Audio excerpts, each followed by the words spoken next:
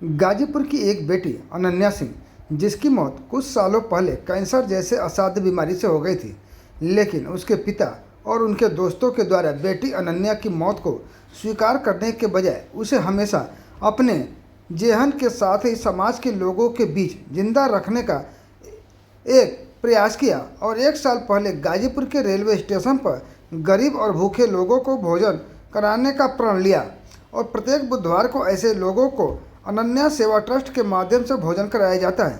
इसी कार्यक्रम का एक साल पूरा होने पर इस कार्यक्रम में सहयोग देने वाले लोगों का एक सम्मान समारोह कार्यक्रम का आयोजन किया गया। वहीं इस कार्यक्रम के मुख्य अतिथि पूर्व सांसद राधे मोहन सिंह रहे, तो विशिष्ट अतिथि शहर कोतवाल दीनदयाल पांडे रहे। उन्होंने अनन्या के पिता शशिकांत सिंह और लावारिसों के वारिस कुंवर बीरेंद्र सिंह का कार्यक्रम के माध्यम से हौसला अफजाई किया और इन दोनों लोगों को खुद माला पहनाकर इस कार्यक्रम के लिए सम्मान देने का भी काम किया। ये बीरेंद्र भी हैं और शशिकांत जी, आपकी जितनी तारीफ की जाए वो कम है। आप दोनों व्यक्ति के जो कार्य है ये वास्तव में गाजीपुर के इतिहास के पन्नों में लिखे जाएंगे।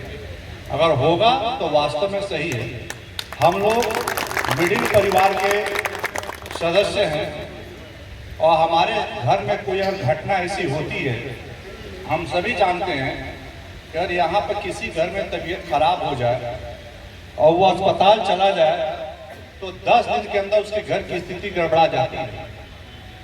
अस्पताल में अटेंडेंट कौन चाहिए, उसकी खाने की व्यवस्था कौन करेगा, उसका फीस कौन भरेगा, तमाम उलझने होती है और 1 महीने में व्यक्ति टूट जाता है।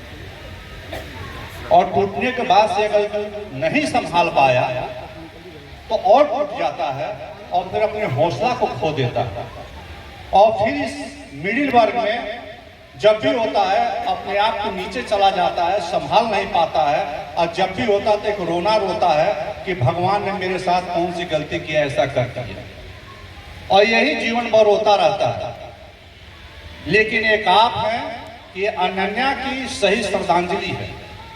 अनन्या को हम जिस समाज में रहते हैं, हमारे घर के अगल बगल तमाम मौत होती है, तमाम घटनाएं होती हैं, लेकिन अड़ोस पड़ोस के लोग नहीं जान पाते हैं कि इनकी मौत का कारण क्या है। लेकिन आप जिस दिन ये कदम उठाए होंगे, इतने 5 साल कहां कहां अस्पताल में पूछने के बाद जब ये घटनाएं हुई, आपके साथ घटना हुई, फिर प्रभु की ऐसी कहां से प्रेरणा आपके दिमाग में आया कि हम ऐसा काम करें। किसी घर शादी विवाह, किसी घर 4-5 व्यक्ति आने वाले हैं भोजन करने के लिए, तो घर की महिलाएं और चाहे घर के पुरुष टेंशन में पड़ जाते हैं कि इनको कैसे हम खाना खिलाएंगे, क्या खिलाएंगे। अगर 1 दिन के लिए आए, उनका कार्यक्रम 2 दिन बढ़ गया तो सोचने लगते हैं अभी कब जाएंगे यहाँ से। सामाजिक स्थिति ये बनती है। लेकिन आपने जो बीड़ा उठाया, जिस समय ये सोचा कि हम इनके याद में ये कार्यक्रम प्रत्येक बुधवार को हम भोजन खिलाएंगे, तो मैं जब कार्यक्रम प्रारंभ किए तब भी मैं था और कार्यक्रम चल रहा संयोग से तब भी मैं हूं यहाँ पर।